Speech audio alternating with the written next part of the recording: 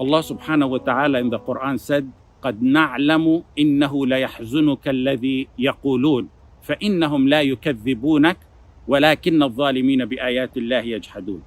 So Allah subhanahu wa ta'ala tells the messenger, we know what they're saying about you. We know what they're talking about, because Allah subhanahu wa ta'ala is telling him because he faced sorrow in his da'wah. And Allah subhanahu wa ta'ala said, قَدْ نَعْلَمُ إِنَّهُ لَيَحْزُنُكَ. You're saddened about what they say about you and what they say about your message. فَإِنَّهُمْ لَا يُكَذِّبُونَكَ. Allah here is giving him condolence. It's not about you, O Muhammad sallallahu alaihi wasallam. Because if you leave the da'wah to Tawheed, nobody's going to mention Muhammad ibn Abdullah sallallahu alaihi wasallam in any negativity. It's about the da'wah of the Tawheed. And that applies to the Messenger sallallahu alaihi wasallam and all the messengers before him and you as a da'iyah. وَلَكِنَّ الظَّالِمِينَ بِآيَاتِ اللَّهِ يَجْحَدُونَ. Allah saying the same happened to the messengers before you. And that's a lesson for us. What happened to the Prophet Muhammad sallallahu alaihi wasallam, what happened to the messengers before, will happen to you as a da'iyah. وَلَقَدْ كُذِّبَتْ رُسُلٌ مِّن قَبْلِكَ فَصَبَرُوا عَلَى مَا كُذِّبُوا. The same thing. They were disbelieved in and they were patient. And you see throughout the Quran that the Prophet sallallahu alaihi wasallam felt sad and he was in sorrow over what they said about him sallallahu alaihi wasallam personally and what they said about his message. And this is Rasulullah sallallahu alaihi wasallam. فلا تذهب نفسك عليهم حسرات فإنهم لا يكذبونك ولكن الظالمين بآيات الله يجحدون واصبر وما صبرك إلا بالله ولا تحزن. Be patient, don't be sad. Allah subhanahu wa ta'ala is telling the messenger, don't be sad over what they're saying about you or your message. واصبر على ما يقولون وهجرهم هجرا جميلا. And there's numerous verses throughout the Quran that show that the messenger sallallahu alaihi wasallam was in sorrow over what they said about him and his message.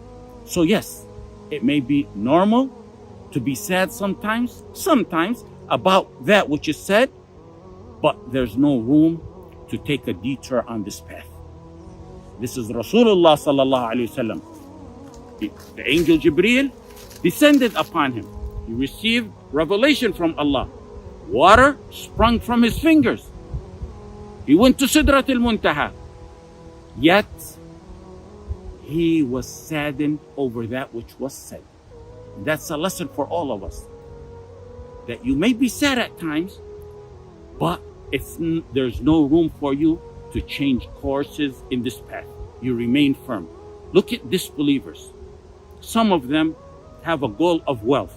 Some have a goal of fame. Some want a political position. And at the same time, they're willing to endure any hostility or any abuse for the sake of that worldly cause. They're willing to endure it, and sometimes they're actually happy about it. And there's no room for them in what they do in the akhirah. Yet you have a garden of a Jannah wider than the heaven and the earth awaiting you, if you're patient on this path. They have nothing and they're patient on it. And you as a believer in La ilaha illallah, Muhammad Rasulullah, are not patient on what's said about you or those who you love or the path, the pure path of Tawheed that you're on. Allah subhanahu wa ta'ala ordered us in times like this to have sabr. If you contemplate one verse in the Quran about sabr, everything from the day you're born or everything said about you from the day you're born till the day you die will vanish in a glimpse.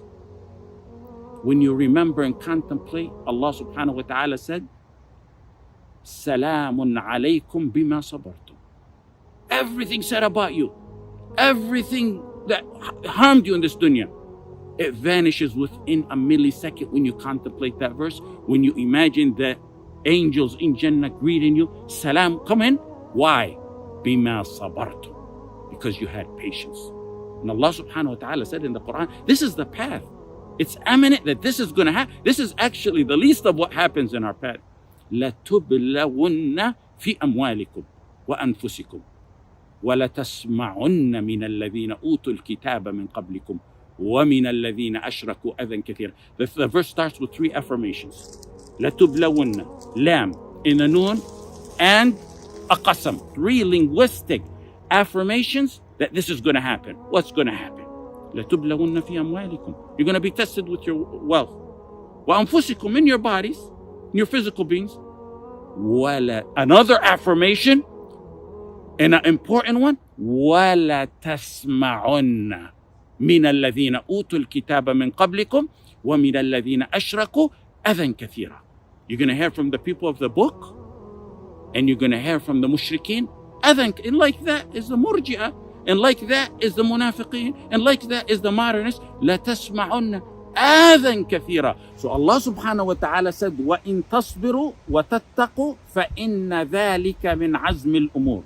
If you're patient and you have taqwa, you're steadfast, فَإِنَّ ذَلِكَ مِنْ عَزْمِ الْأُمُورِ. It's the mightiest of all matters. وَلَقَدْ نَعْلَمُ أَنَّكَ يَضِيقُ صَدْرُكَ بِمَا يَقُولُونَ. يَضِيقُ صَدْرُكَ. Your heart feels bad. You know what feeling that is? That is, usually people, when they first get into da'wah, especially if they're on the correct manhaj, and they see people talking about it, you get a feeling in your heart. You're hurt. That's exactly the feeling that is mentioned in this verse.